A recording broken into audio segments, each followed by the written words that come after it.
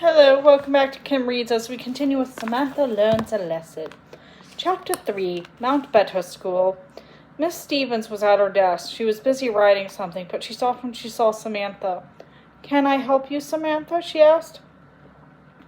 "Yes, Miss Stevens," answered Samantha. She didn't know quite how to begin.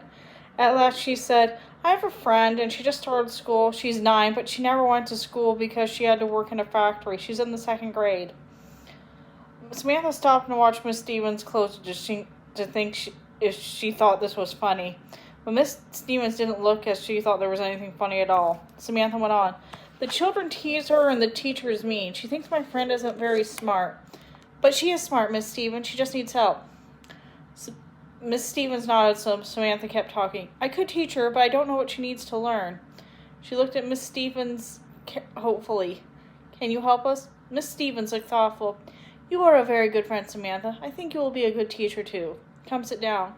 Samantha sat on a chair next to her teacher's desk, and Miss Stevens went to a book shelf at the side of the room. She came back with 4 books. "These are 2nd grade books," she said. "There's a speller, a reader, an arithmetic book, and a geography book." Miss Stevens began writing in the books with pencil.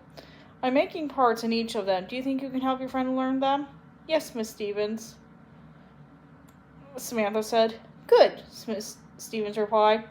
"Now, stop and see me after school on Friday. Now, tell me how much your friend has done, and I will help you plan for the following week." "It's going to mean quite a lot of work, Samantha. Do you think you can do it?" "Oh, yes, we can do it." Samantha stood up, reached for the books, and dashed out of the classroom.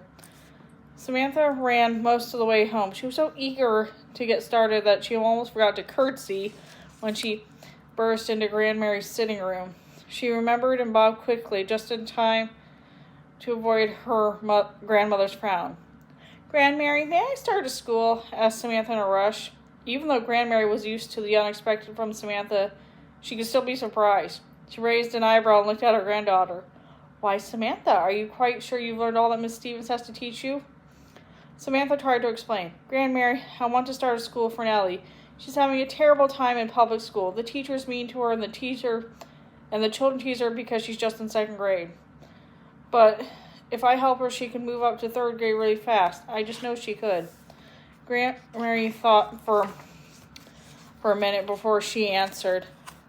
"I'm glad that you are willing to help, Nellie," Grandmary said, "but you must not take up too much of her time, Samantha. Nellie has duties at the Van Sicklen's house, and I know you would not want her to neglect them." "I won't take up too much time, I promise," said Samantha. "And we'll be so quiet you won't even know we're here."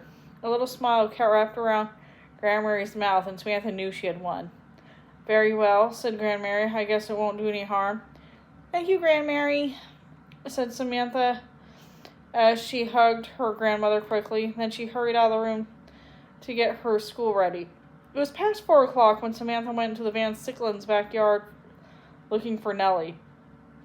Samantha couldn't see anything around, but she could hear someone in the laundry room. She peeked inside and saw Nellie ironing clothes. Nellie worked at a table in the middle of the room. Next to her, 3 irons sat in a cold stove. Nellie was sweating with heat. She put the iron she was using back on the stove, picked up a hot one before she noticed Samantha. Her face brightened when she saw her friend. "Can you come over to my house?" asked Samantha. "Oh, not now," Nellie said as she wiped her face with a corner of apron. "I have to finish ironing first, but I'm pretty near done. I can come in about a half hour." "All right," Samantha said. "I'll wait for you on my back steps." She walked back to her house and sat with a book until she saw Nellie coming through the hedge. Nellie was carrying Lydia, the beautiful doll Samantha had given her. Lydia was no longer quite so fine. Her dress was wrinkled and worn because she had been held so often.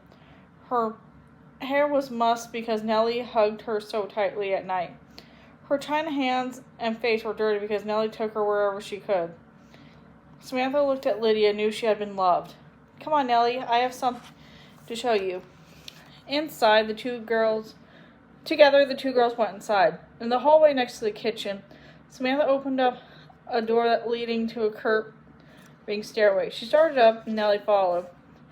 The stair ended on the 2nd floor at the back of Grandmary's house. Samantha opened another door. The steps were narrower now. They ended in the attic. Samantha led the way down a narrow hall, past Elsa's room and Jessie's sewing room, to a third stairway. The steps were very steep, and sunlight poured down from them above them. As the girls climbed, Nellie's heart beat faster. She knew where they were now. Samantha was taken her to a small tower that rose above her house, and made it look like a palace among the houses of Mount Bedford. Nellie held her breath as she followed Samantha up, and suddenly they were there, in a tiny room above the world. There was a window in each of the four walls, and Nellie hurried to peer out one of each turn. She could see all the way down the hill to School Street. She could see the Rylands' house and the Van Sicklins, and could see over the trees on the hill. Nellie had never been so high before. She thought it felt like flying. When she turned around, Nellie saw that the room was special inside too. Samantha's small blackboard was there, standing on wooden legs like an easel. There were cushions to sit on and books stacked against neatly the wall. And there was a small jar of dried white beans. Nellie was amazed. Samantha, what? Here, sit down. We're going to get you out of the second grade, Nellie. Put Lydia on the window seat. Let's get started. Samantha opened a book to a place where Miss Stevens marked. Why don't you start reading here? When you come to a word you don't know, I'll write it on the blackboard so you can practice it. Nellie read 2 pages, and Samantha wrote 11 words on the blackboard. Nellie copied them in her copybook to take home and study. Next, they worked on penmanship. Samantha thought this might be difficult for Nellie. She imagined how hard to make her own letters small enough, and how she had worked to get all the curls in the right places. But Nellie was fascinated by letters. She loved the fancy look of them. Even though her first letters were a little crooked, she tried to make them beautiful. Finally, it was Samantha who said it was time to stop.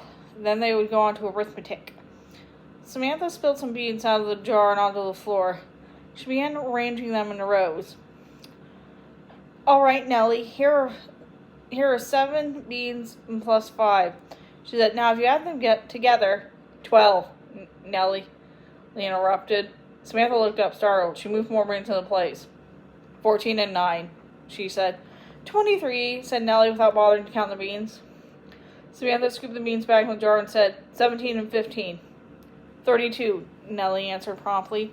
Samantha put back on her heels and stared at Nellie. How do you know that? Nellie shrugged. Lots of times in the city I did the shopping for Mama. I usually had just about $1. I had to get food for all of us. I just had to know how many pennies things cost. I had to know how many pennies I had left, and I had to know fast. Samantha nodded slowly. She didn't want to think about Nellie counting pennies for food. She shoved the beans into a corner. It's getting too late to look at the geography book now. We'll have to wait for another day. As the girls were stacking the books and getting ready to leave, Samantha had a thought. You know, Nellie, we should have a name for our school. I think we should call it Mount Better School.